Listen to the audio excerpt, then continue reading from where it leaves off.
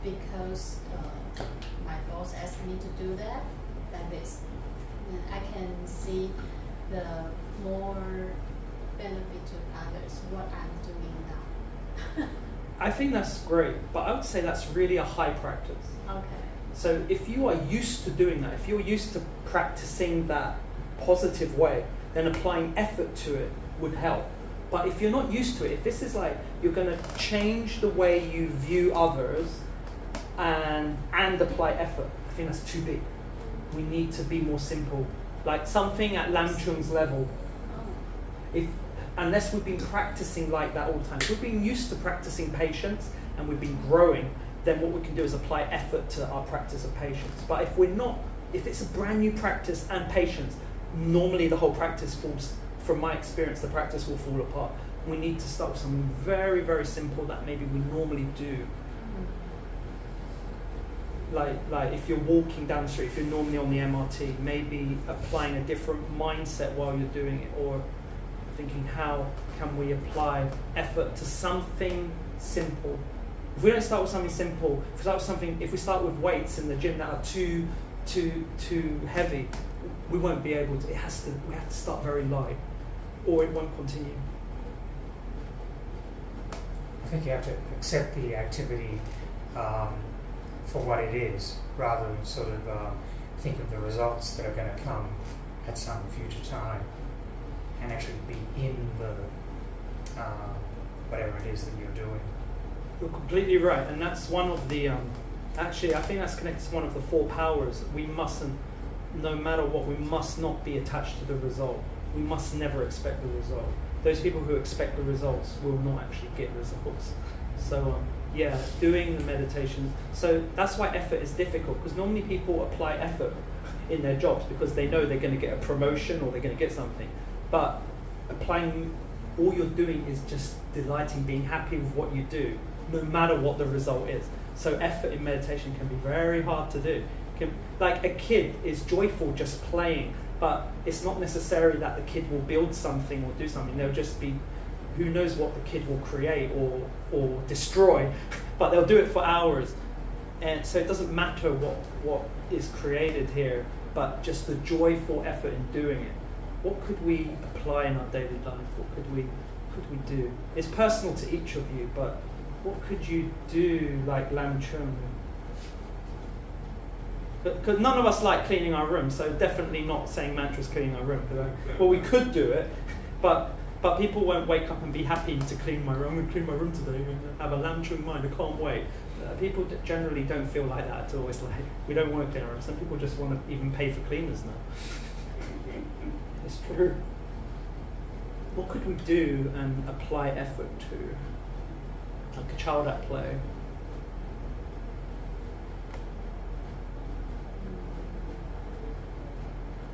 It doesn't have to be something difficult, just something you normally do with a neutral mind. You don't really care good or bad, you just do it. But you do it quite often. Eating is a good one, actually. Eating is a good one. Walking. Yeah, eating and walking. Those are good. But what could you do? Because when we're walking, maybe we naturally just want to listen to music on our phone. That's the first thing we want to do. So our minds naturally want to be distracted because we feel uncomfortable now when we're not distracted. But eating is quite a good one. What could we do if we're eating? What could we do? How could we make eating a virtuous situation?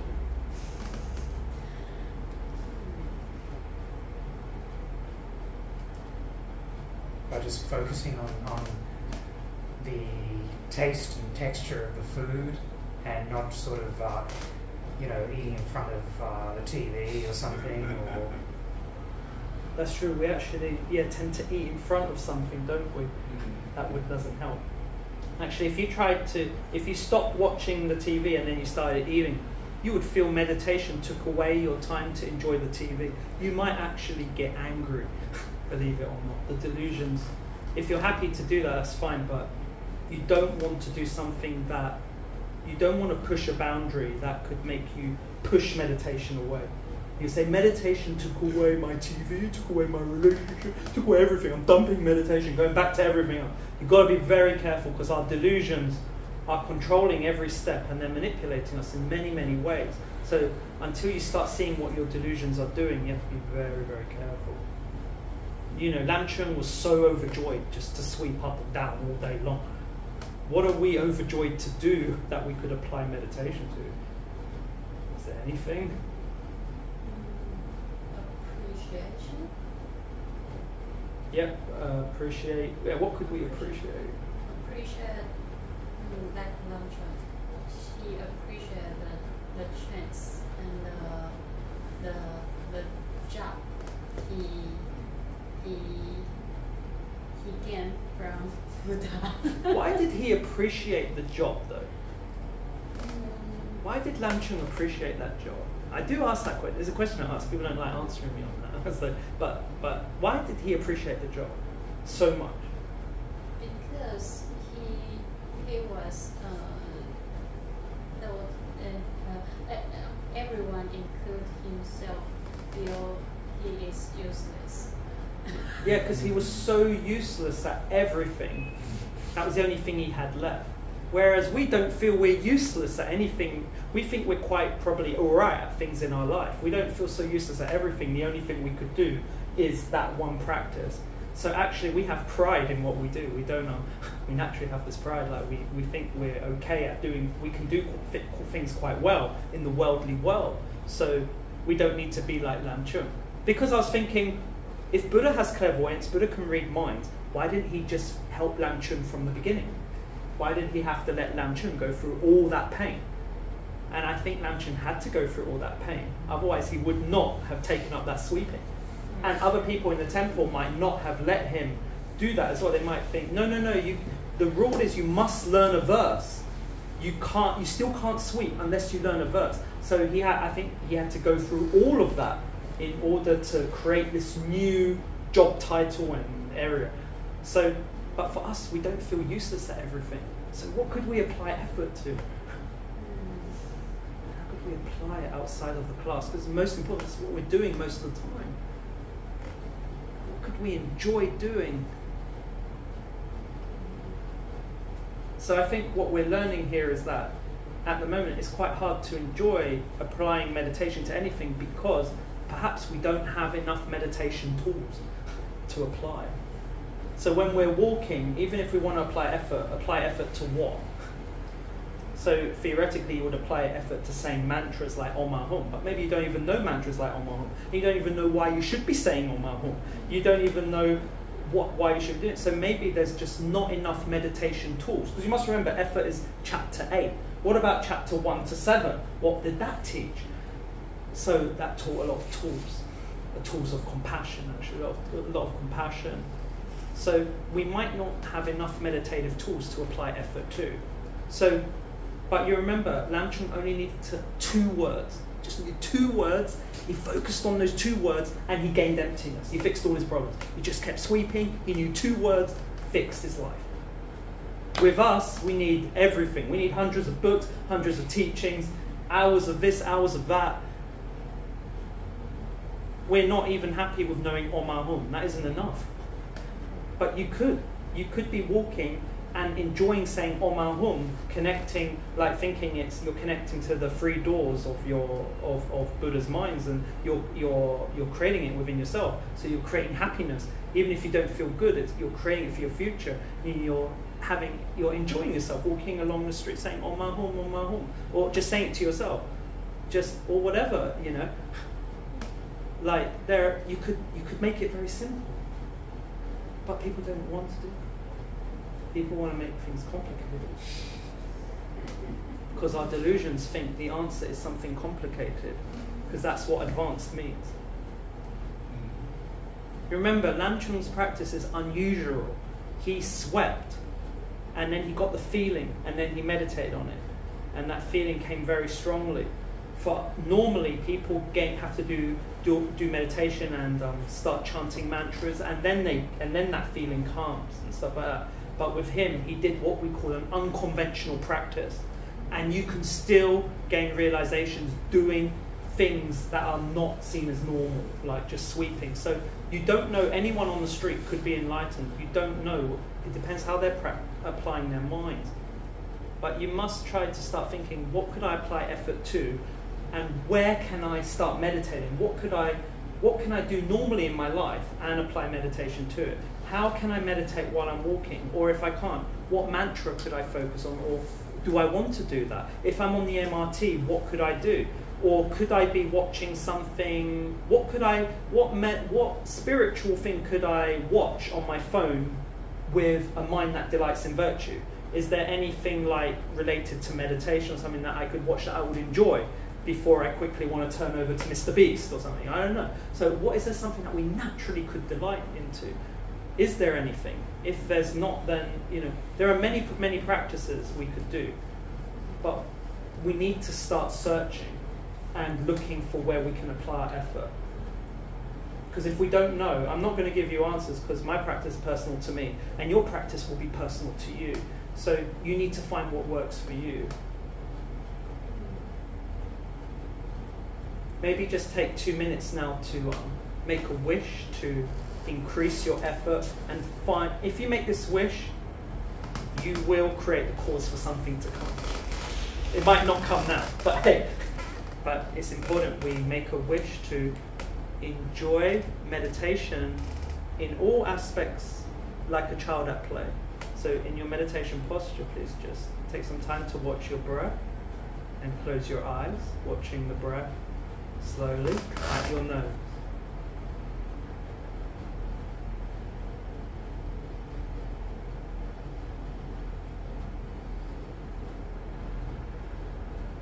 Just watching the breath at the nose.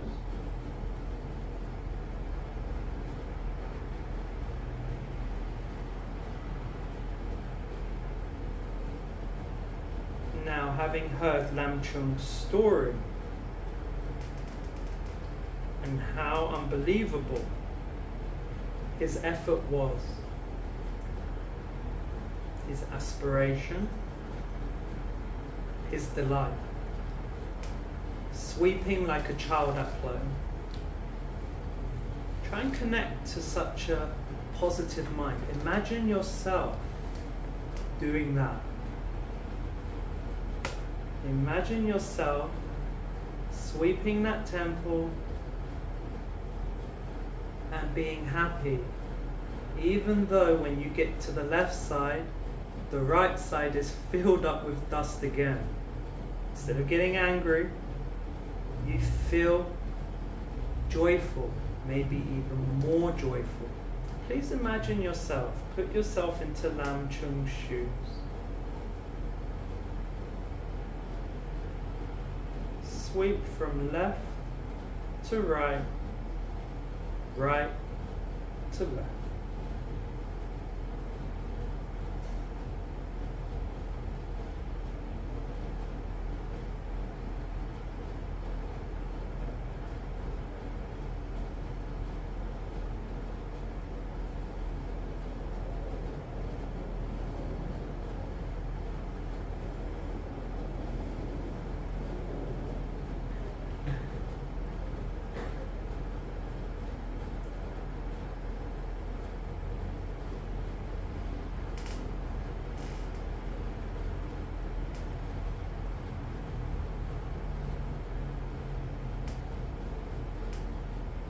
Let go of all ideas of right and wrong. Just enjoy. Delight in the virtue of sweeping and saying 2 words,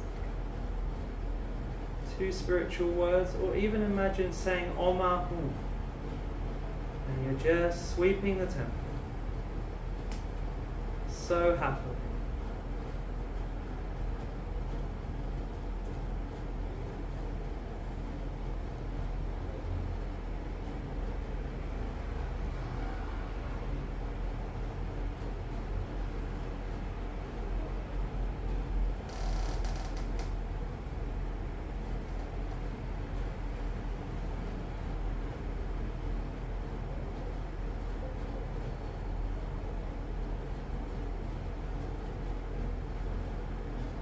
could even say just the word Om. You could say Om, Om. Be very simple.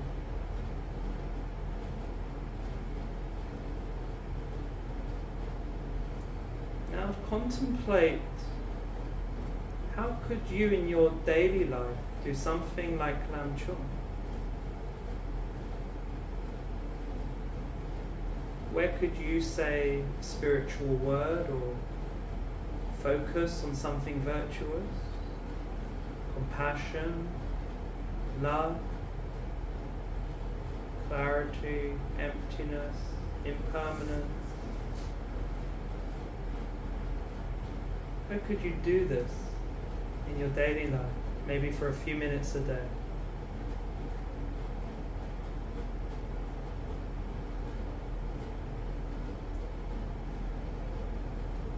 Once you have the idea, you could focus on the peace of mind from doing that.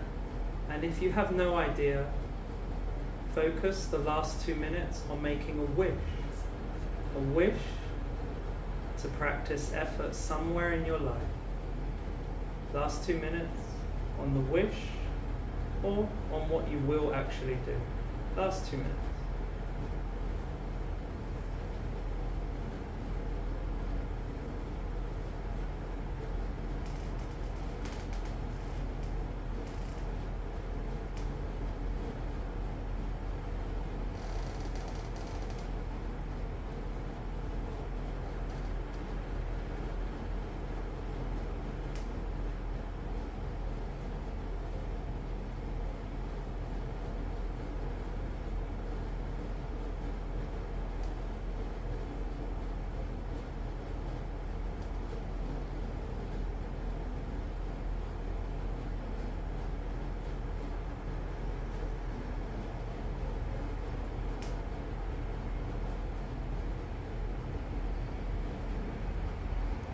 Last few seconds, try and feel very virtuous from your intention.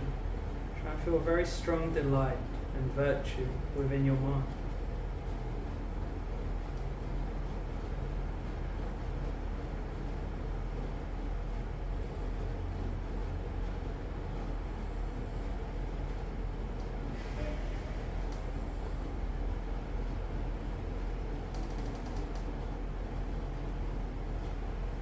And when you feel ready, please arise from meditation.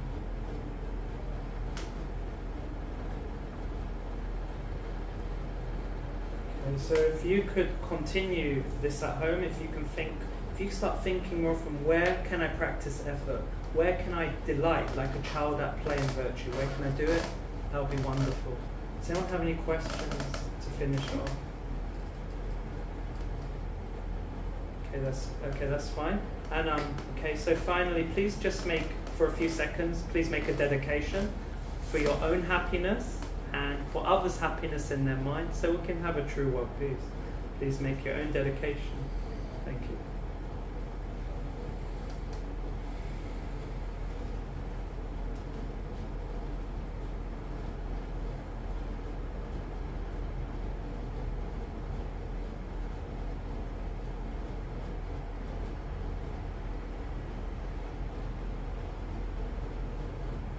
Thank you very much. Thank